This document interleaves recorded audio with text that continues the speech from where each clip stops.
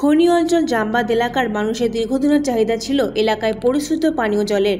সেই সূত্রেই মঙ্গলবার পাণ্ডবেশ্বর বিধানসভার বগুলা গ্রাম পঞ্চায়েতের উদ্যোগে জামবাদ এলাকার মানুষের জন্য পরিশ্রুত পানীয় জলের প্রকল্পের উদ্বোধন করা হলো। প্রকল্পের উদ্বোধন করলেন পশ্চিম বর্ধমান জেলা পরিষদের খাদ্য কর্মাধ্যক্ষ অনুভা চক্রবর্তী।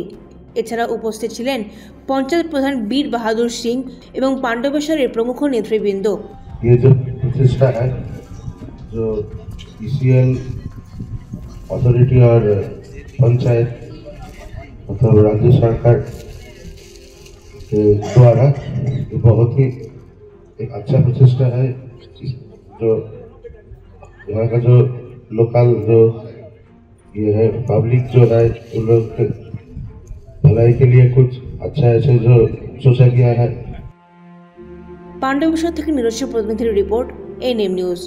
আরও খবরের আপডেট পেতে সাবস্ক্রাইব করুন আমাদের ইউটিউব চ্যানেলটি আর বেল আইকনে ক্লিক করুন নোটিফিকেশনস পেতে।